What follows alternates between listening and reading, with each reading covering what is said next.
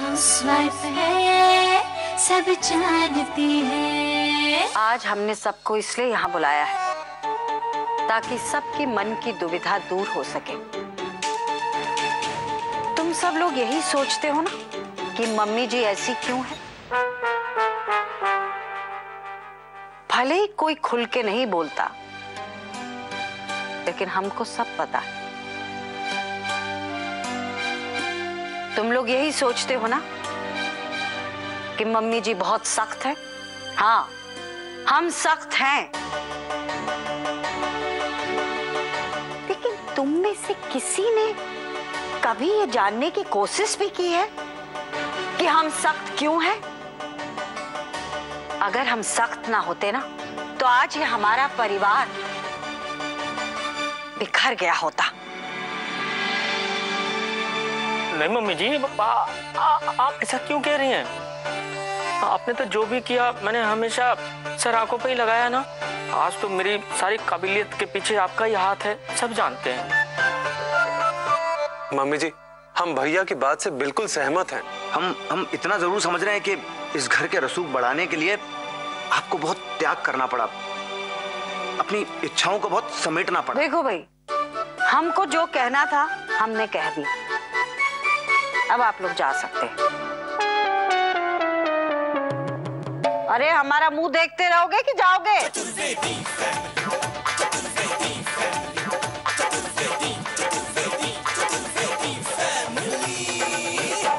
आप इतने परेशान क्यों लग रहे हैं? तुम्हारी वजह से जिंदगी एक परेड बनकर रह गई है। वैसे तो मैं 100 दुश्मनों के साथ अकेला लड़ सकता हूं, लेकिन तुम्हारे साथ जिंदगी एक ऐसी लड़ाई बन गई है जिसे ना तो फायर कर सकता हूं, ना ही भाग सकता हूं। कि भागना एक फौजी की फितरत में नहीं होता। पता नहीं क्या हो गया था मुझे उस दिन, क्यों मैंने इस शादी के लिए हाँ कह दिया। काश उस दिन स्ट्रेट फॉरवर्ड होकर मम्मी जी को कह दिया होता कि मुझे ये शादी नहीं करनी है। कम से कम ये बेइज्जती का मेडल तो नहीं मिलता मुझे। अब प्रमोशन की बात मेरे लिए एक सपना ही रह जाएगी। आज वो लोग आएंगे और सब कुछ खत्म। दरअसल मुझे आप सबसे एक बात करनी है। समझ लीजिए कि कोई ऐसा मिशन है जिसे हम सबको पूरा करना है। मेरे कमांडिंग ऑफिसर कर्नल दुबे यहाँ पर आ रहे हैं अपनी वाइफ के साथ डिनर के लिए। और आप लोग तो जानते ही हैं कि आर्मी वाले कैसे होते हैं, इसलिए मैं चाहता हूं कि आप सब उनके सामने बहुत ही अच्छी तरह से प्रेजेंट हो। बिल्कुल well educated, well cultured, well mannered और वेल डिसिप्लिन्ड।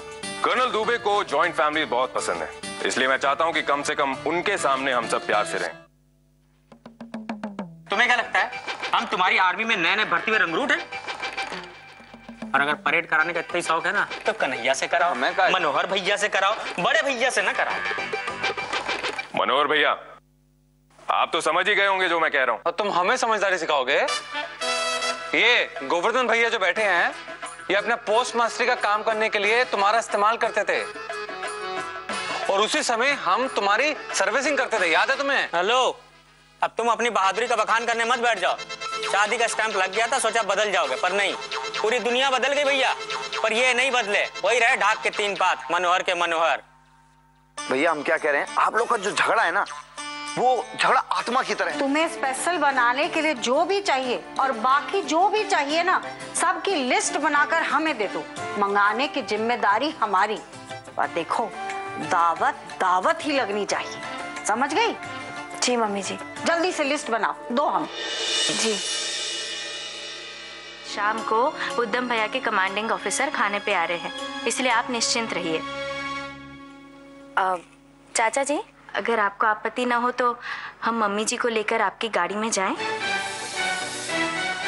बेटी तुम ड्राइव? आप चिंता मत कीजिए, हमारे पास लाइसेंस भी है और हम गाड़ी अच्छी तरह से चला लेते हैं।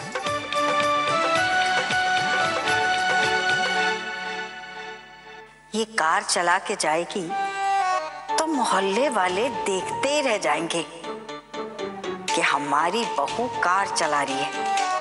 जल भुन के खाक हो जाएंगे और सुनैना की नाक होगी ऊंची। ठीक है, चलाने दो इसे कार।